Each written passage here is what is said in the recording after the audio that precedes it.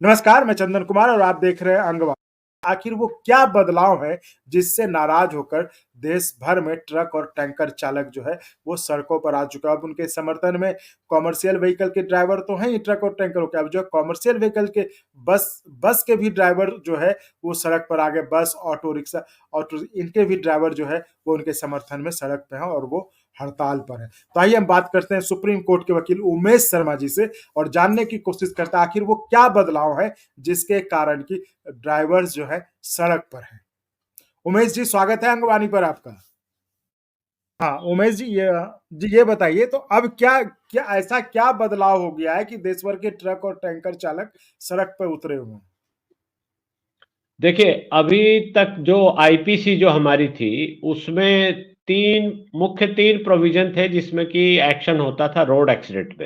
Road जी। Accident 2-3 तरह के होते हैं। एक तो रोड एक्सीडेंट होगा कि किसी को चोट लग जाएगी, परंतु जी। उसकी मृत्यु नहीं होगी। तो वैसी हालत में 279 लगता था उनके ऊपर और 338 लगता था। मान लीजिए हाथ की हड्डी टूट गई, पैर की हड्डी टूट गई तो 338 लगता था, rash and negligent act causing bodily harm.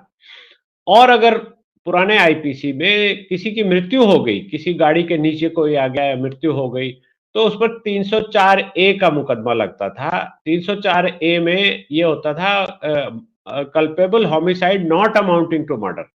मतलब उसको मतलब ये जो माना जाता था कि गैर इरादतन मर्डर हो गया है। कोई गाड़ी चला रहा है, उसके सामने आ गया, नहीं रुक पाई गाड़ी, तो वो गाड़ी के नीचे आ गया। ड्राइवर को पता है कि ये मर सकता है, लेकिन वो गैर इरादतन हो गया क्योंकि उसका मारने की नीयत नहीं थी। तो वैसी जी। हालत में बहुत ही आसान प्रावधान थे। पुलिस से उसको बेल मिल जाती थी और 2 साल की सजा थी या पेनल्टी थी। ज़्यादातर लोग पेनल्टी देकर छूट जाते थे। लेकिन अब जो चेंज किया गया है तो 104 हमारे न्याय संहिता में जोड़ा गया है, चूँकि इसका नाम ही बदल गया अब। जैसा कि आपने पहले बताया, ये जी। इंडियन पेनल कोड से बदलकर ये भारतीय न्याय संहिता हो गई। तो इसमें 304 के जो इंग्रेडिएंट है उसको 104 में रखा गया है। मूल रूप से वही चीज़ है, लेकिन किया क्या गया है कि सज़ा इसमें बढ़ा दी गई है और एक चीज़ और जोड़ दी गई है। इसमें सजा जी। हो गई है 10 साल की और 10 साल। 7 लाख जी। तक जुर्माना की जुर्माना हो गया है। तो ये 2 पहलू बढ़े हैं जिससे कि ट्रक चालक या जो भी टैंकर चालक है वो परेशान हैं। और इसमें एक और कंडीशन जोड़ा गया है जो पहले नहीं था, वो ये जोड़ा गया है कि अगर आप मौके से भाग जाते हैं या आप पुलिस को इन्फॉर्म नहीं करते या मजिस्ट्रेट को इन्फॉर्म नहीं करते कि मेरे से ऐसा एक्सीडेंट हो गया है और इसकी वजह से मृत्यु हो गई है और आप भाग जाते हो हमसे, तो वैसी हालत में आपके साथ सख्ताई से डील किया जाएगा, आपकी बेल भी कैंसिल, बेल भी नहीं मिलेगी। और ये जो मैंने बताया कि 7 लाख का जुर्माना और 10 साल की सजा, उसमें मैक्सिमम है, वो मैक्सिमम है। अब जो हड़ताल पर लोग गए हैं वो ये कह रहे हैं कि गाड़ी जब हम चलाते हैं तो रोड पर एक्सीडेंट कभी भी किसी से हो सकता है और किसी की मृत्यु हो सकती है। किसी गांव के रोड पर, किसी मोहल्ले के रोड पर किसी की मृत्यु हो गई तो वहां अब मैं रुककर पुलिस को बुलाऊं या मजिस्ट्रेट को बताने के लिए रुकूं, तो वैसी हालत में ये भी हो सकता है कि वहां के जनता जो आक्रोश में आ जाए, जो भी पासर्स बाई हो वो मार दे, मुझे जान से मार दे, गुस्से में मुझे हत्या कर दे, मेरी ही हत्या कर दे, या मॉब लिंचिंग हो जाए, जो कि एक नया प्रावधान भी मॉब लिंचिंग अलग से डाला गया है। तो वो कहते हैं कि अब हम भाग जाएं तो हम ज्यादा सजा के हकदार हैं और अगर हम रुके रहें तो हो सकता है हमारी जान का खतरा हमको मिले। तो इस लेकर वो कह रहे हैं कि अब हम जो ड्राइवर लोग हैं, जो गाड़ियां चलाते हैं, उनके साथ बहुत ही सख्त ये प्रावधान कर दिया गया है। वैसे देखा जाए तो ये सख्त प्रावधान नहीं है, चूंकि हमारा लॉ कानून गतिशील होता है तो उस तरह से ये किया गया है। सामाजिक परिवेश में ये अपने हिसाब से जस्टिफाइड है।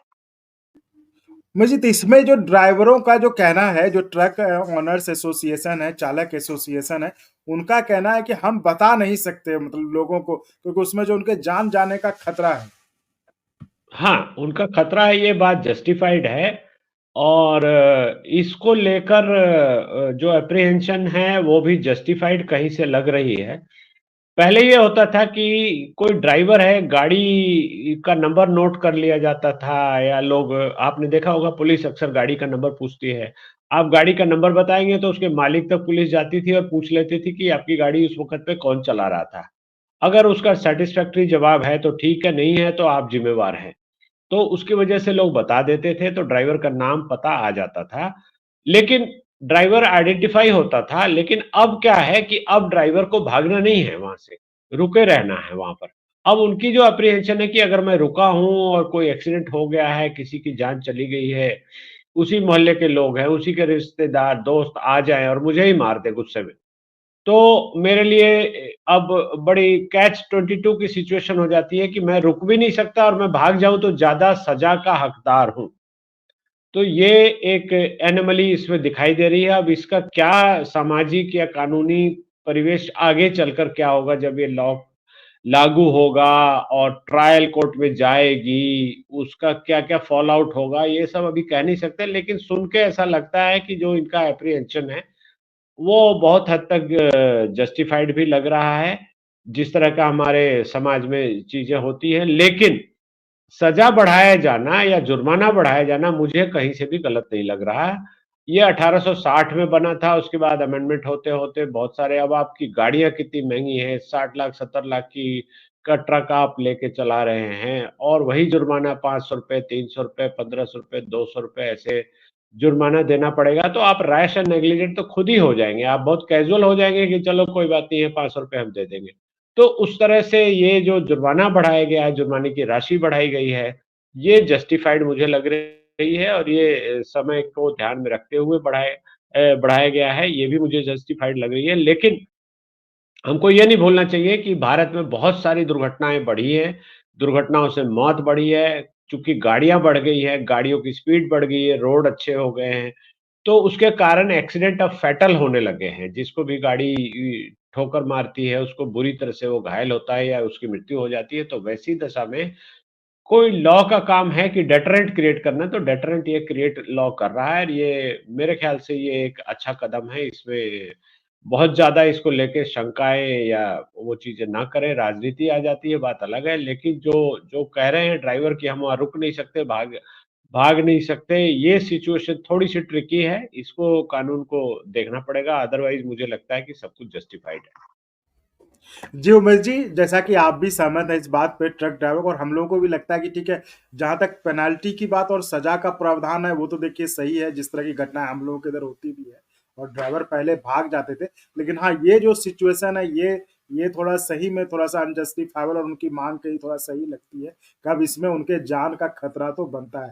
तो देखते हैं अब सरकार और ट्रक ड्राइवर्स एसोसिएशन है, किस-किस फैसले पे कोई सहमति पहुँच पाती है नहीं, ये तो फिलहाल वक़्त बताएगा। धन्यवाद उमेश जी।